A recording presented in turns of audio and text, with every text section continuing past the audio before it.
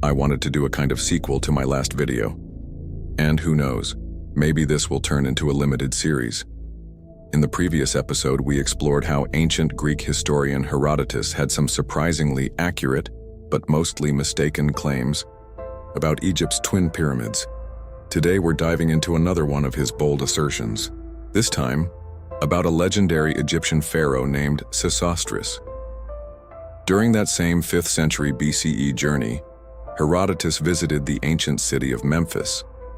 Inside a magnificent temple dedicated to what he called the god Hephaestus, almost certainly a Greek interpretation of the Egyptian god Ptah, he met with temple priests.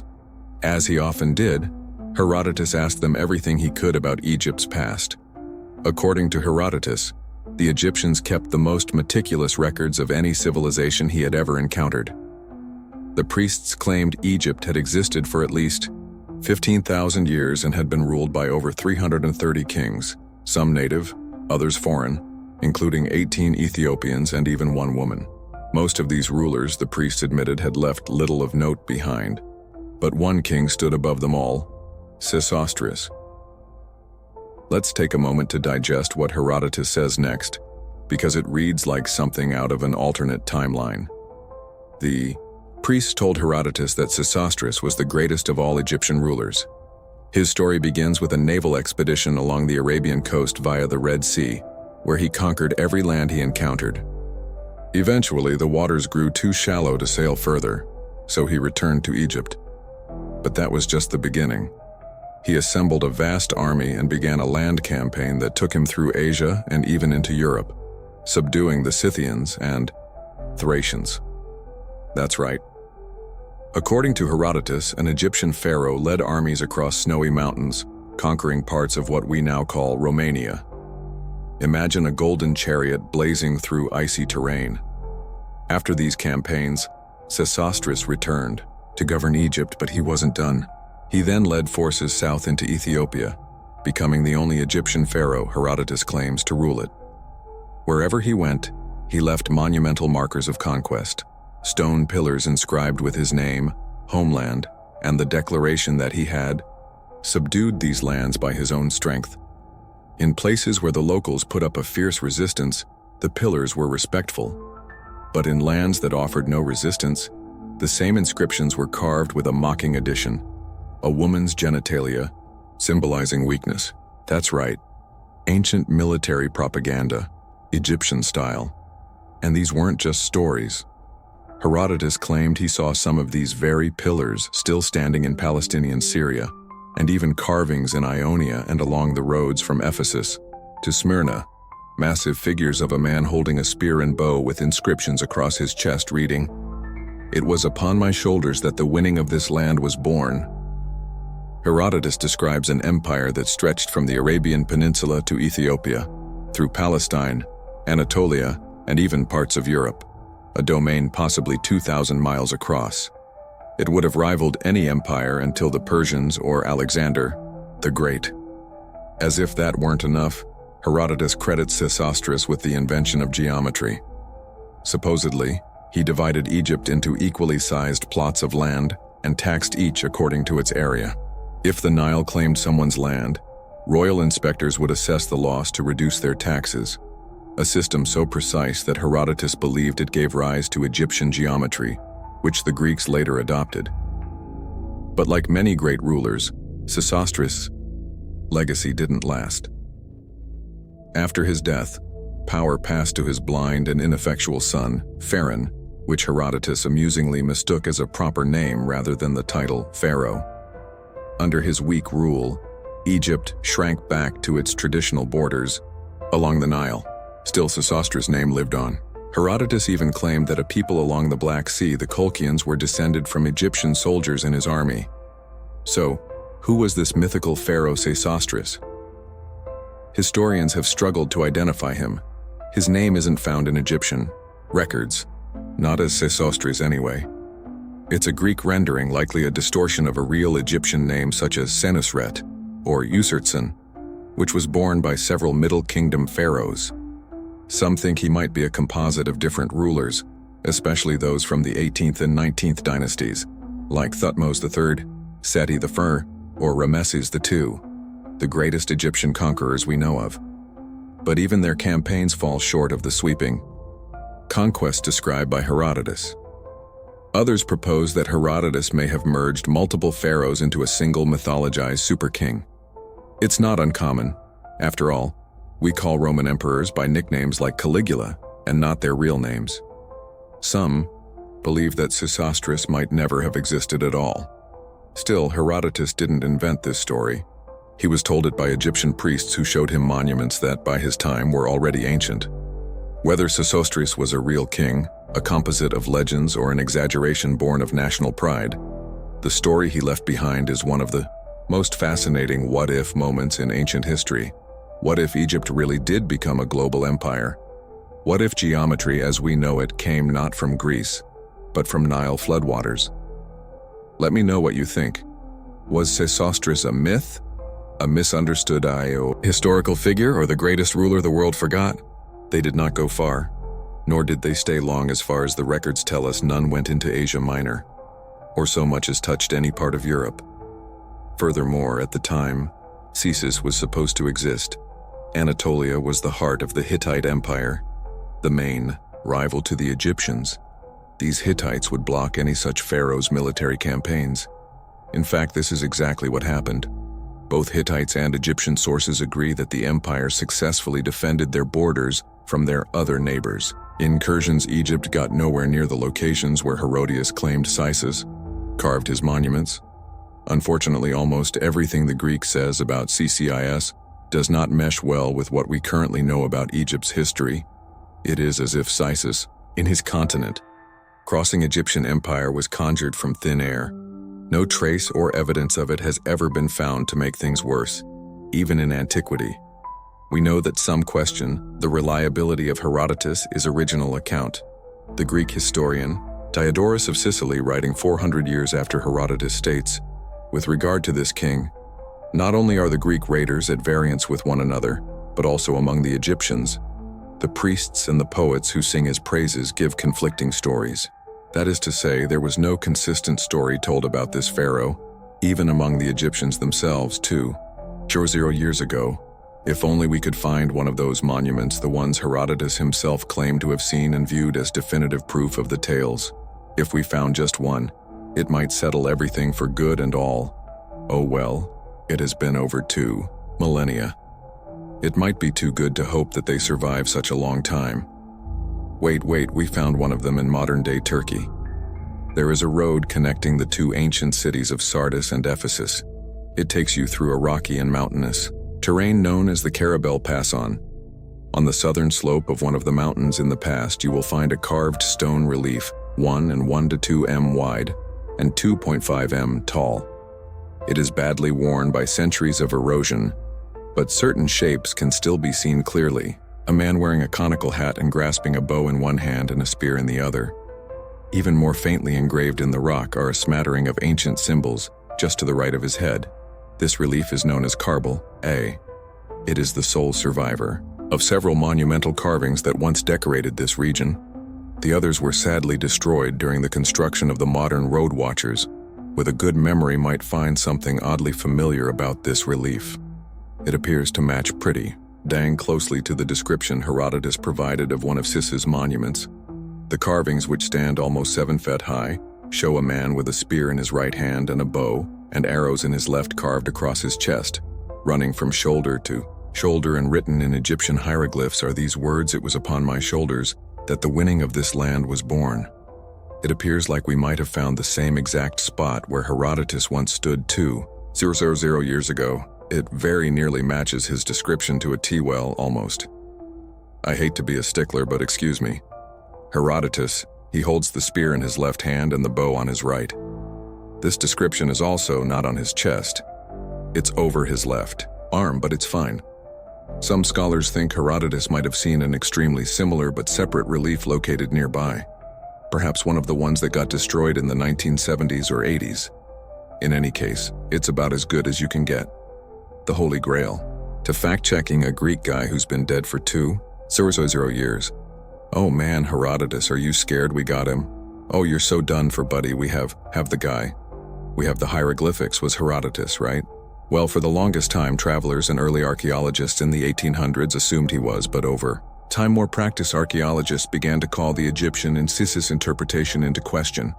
Although superficially, the man in the relief could look like a pharaoh, he also looked far more like the warriors and kings found in similar reliefs, carved by the Hittites, the native empire that ruled Anatolia, and were the sworn enemies of the Egyptians. But because nobody could translate the hieroglyphic language, there was no way to say for certain. When Egyptian hieroglyphics were finally cracked and translated by modern archaeologists, people realized that the hieroglyphics of the Karbal relief were not Egyptian at all. You're a phony. Contrary to what Pharaohs said they were, surprise, surprise, in the language of the native Hittites, Luan hieroglyphs, it took another 100 years. Look, some things in archaeology are very, very slow to finally crack and translate. What these hieroglyphs actually said, did they translate to the famous words of CCIS? It was upon my shoulders that the winning of the land was born. Let's see, drum roll please. In 1998, hitless David Hawkins rendered the 3 very damaged lines of the Karbo relief into English for the first time. It said, Taros Nawa, king of Miraland, son of Alan Tali, king of Miraland, grandson of king of Miraland. Liar. That's not Cesis, that's not what. Who the hell is this Taros Nawa guy? Now, well, his name was already known from several previously discovered artifacts. Probably the most significant was the so-called Seal of Taros Nas. The seal is crucially bilingual, spelling the king's name both in Kayor and Hittite around his portrait. Ironically, this seal is part of the reason why we can translate the Hittite language in the first place. And by proxy, Herodotus, as mystery man, as the Karabo relief states, Taros Nas or Taros Nawa, was one of the kings of Mia, a relatively small kingdom in western Anatolia. During the late Bronze Age, he lived at a time roughly contemporaneous with Ramses II. It's entirely possible the two traded letters as pinpels, as was the custom at the time, but they definitely never met. I'm very sorry. Ramses II to Tasawa shippers. Besides this, not much is known about him. The fact he had several reliefs and seals bearing his name and likeness suggests he was a long-lived and significant player in the region of western Anatolia. But in the grand scheme of history, he was a relatively obscure king of a small kingdom, whose list of deeds and accomplishments have not survived, and not long after him the kingdom of Mia was eventually incorporated into the Hittite Empire and largely forgotten Taros. Nas wasn't a pharaoh, he was an Egyptian, and as far as we know, he wasn't even that much of a conqueror. He has absolutely nothing to do with Sisis and his story. Yet again, our man Herodotus seems to have screwed up. I'm tired, have seen this guy. Like with the Twin Pyramids, we should ask ourselves what exactly happened here that led Herodotus to write down something so wrong. Well, first off, Herodotus admitted that he was unable to read either Egyptian or Hittite hieroglyphics, so whenever he talked about these cultures, he was relying on guides. As far as the Karabel relief is concerned, it seems like Herod's translator also didn't know either language and just made the whole thing up, maybe on the spot. The Greek tourist, none the wiser, assumed the symbols were Egyptian due to the vague super-icial similarities. Now it's unclear if Herodotus visited the relief before or after he traveled to Egypt and subsequently learned about CCIS. Maybe he saw it long before he learned the story and only retroactively linked the two together. We will never know. In my opinion, Herodotus seems like he was overly trustworthy of the Egyptian priest. He apparently just accepted what they said was true and tried to find any shred of evidence to support that preconceived idea. And when it comes to the of CCIS, the evidence was pretty tenuous and sketchy to begin with. But that doesn't answer where exactly the story came from. Who created the seemingly made-up pharaoh, and more importantly, why was it really just to troll some Greek guy they would never see again? Well, we will probably never know for sure, as the trickster or tricksters are too so 0 years long gone, but there are definitely theories on where the idea came from. It is possible that the pharaoh was created by merging several real pharaohs together into a single person. But this only explains so much in my opinion. The most compelling explanation is that Sisis was intentionally made up by someone as a piece of nationalistic Egyptian propaganda. It is important to stress the cultural context of Egypt at the time. Herodotus was visiting the kingdom, had been very recently conquered by the Persian Empire and demoted to the level of satrapy. The new pharaohs of Egypt were foreigners, Persians who had brutally taken over the country and subjugated its people by force. Even 80 years after the fact, the Egyptians still resented this enslavement within their own kingdom. A kingdom that had once been great in their own for thousands of years. They regularly attempted to rebel against the occupation. The legend of Sisis was in a way a very appealing story for the Egyptians of this time. It claimed that Egypt was once as great and even greater than the current Persian Empire under this legendary pharaoh. All that Persia owned now once belonged to Egypt. Not only that, but craze succeeded where the Persians had failed, outdoing them by conquering Arabia and parts of Europe. The story wasn't true. It was an invented history, but that didn't matter. The storytellers just wanted to claim they were once better than their current overlords, make Egypt great again.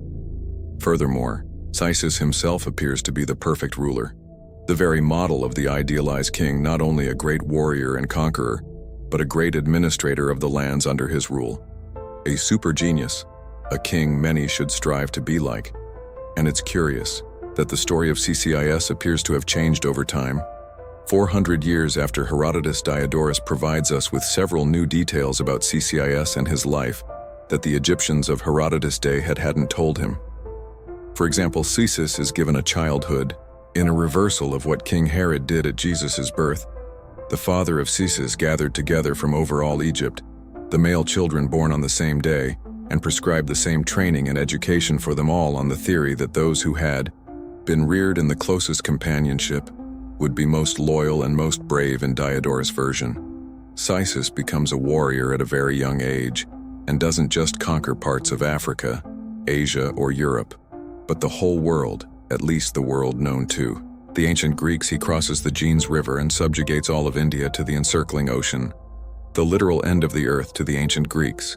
Needless to say that Egyptians never conquered India, but Diodorus' newer version of Sisis is intriguing in a different way. Diodorus, or at least his sources, seem to have retroactively made the pharaoh far more like Alexander the Great, who coincidentally had conquered a very real empire similar in size to Sisis' fictional one. Within the 400 years that had passed since Herodotus, Alexander the Great was actually hailed as the new CCIS after his conquest of the Persian Empire, and beyond details were seemingly added to the story to parallel Alexander the new CIS RCIS with the old original Sisis. Sis's new backstory of his father forming a group of boys his age to be raised and schooled together is literally the same exact thing Alexander the Great's dad did when forming the companion cavalry division. The story was intentionally updated since the era of Herodotus. The world had changed. It was much bigger than he ever could have suspected. And new players on the world stage seemed to outshine the accomplishments of the old Sisis. Had to be made out to be even grander and greater to adjust to these new times. So what's the point if it's all fake? Why should we care about Sisis, the greatest pharaoh that never existed? Well, for one thing, even if the story isn't true for thousands of years, Greeks and Romans believed it to be. As I said before, Alexander, who almost definitely read Herodotus' book, was hailed as the new Sisis. The fantastical pharaoh was no doubt an inspiration to the young king, and the story might have been a part of what inspired him to travel and conquer. So far, Alexander actually did what Sisis supposedly had done thousands of years before. He made the myth a reality against all the odds. The idea that the whole world could be united under one king, one kingdom, was unheard of. Such an empire had not existed before. This was a time when much of the world was made up of small, petty kingdoms, constantly at war. The legend of CCIS did not seem possible. The pharaoh was more of an idea than a person. He was everything a king ought to be. He was the #1 king of antiquity until Alexander the Great came along. This glorious image of Sisis became even more distorted as time went on, so that by the Middle Ages, things were a little cookie. The Alexander romance is a fascinating read for anyone who wants to see a Funchhouse mirror version of real history. The book was written in late antiquity and revised many times during the medieval era. It was intended to be an accurate account of the life of Alexander the Great, but it is filled with a ton of bizarre legendary stories, making it more fantasy than history, from Alexander and his soldiers fighting a giant enemy crab, to Alex flying into heaven on the backs of griffins, It is a trip, one adventure of the young king will be particularly fascinating to us. Alexander and his army marched to the land where the gods dwelt. They see indistinct phantasms in flashes of lightning. Alexander was afraid at first, but waited to see what would happen next. Presently, he saw some men lying down with light flashing out of their eyes as if from lamps. One of them said to him, "Greetings, Alexander. Do you know who I am? I am Sosus, the Lord of the world. Yet I was not so fortunate as you. I, who subdued the whole world and enslaved so many races, am now without reputation. But you will be favored because you have founded in Egypt the city of Alexandria, which the gods love. Alexander enters the land where the gods dwell and meets none other than Sisis, here called Sison Kokus after his death. He appears to become a lesser god of some sort, an immortal servant that serves the higher gods of this place. Alexander meeting him is obviously a bit of medieval fan fiction. Sisis appears somewhat depressed. In the tale he greets Alexander, but is saddened by the fact that this new king has outshined him. Unlike Alexander, the old pharaoh is a great king without a lasting legacy. No matter how great he was, no matter how big his kingdom once was, he has been forgotten with time. In any case, Alexander uses this opportunity to ask the gods a single question: how many years have I left to live? CCIS is the one who responds if it is best for a living man not to know when his end will come. As soon as he learns the hour of his death, from that moment on, he is as good as dead. But if he remains in ignorance, this helps him forget about his death, even though he must die one day. The city which you have founded will be famous the world over. Many kings will come to destroy it, but you will dwell in it, dead and yet not dead. The city you have founded will be your tomb." After hearing this speech, Alexander went out. The story of Sisis is an odd and complex one. It took thousands of years and the work of countless scholars to truly gain closure on the mystery. In many ways, we are lucky to have been able to solve it with the pieces that survived to us. Without the survival of the one carbal relief, we would probably never know what exactly Herodotus had seen and claimed was the legacy of an all-powerful world-dominating pharaoh. That's why it saddens me to tell you that this relief has almost entirely disappeared from the earth, as if time itself hadn't done enough damage. In 2019, Turkish authorities revealed that half of it had been destroyed by persons unknown in the early morning. The Vandals had drilled onto the rock, chipping away at the legs and body of Taros Nawa. When it was over, fragments of rock and dust were strewn beneath the weather-faded shape of the king. He had survived the Bronze, collapsed the Persians and Alexander's army. He had survived the Romans, the Crusades, the Ottomans, and both world wars, only to be smashed by some random, nameless treasure hunters who found nothing but the loss of their dignity. Beneath such is the fate of the last remnant of the king, who never was the mistaken king, the lord of the world, and the lord of nothing. Sisis dead, and yet not dead. Thank you so much for watching. I hope you enjoy. See you next.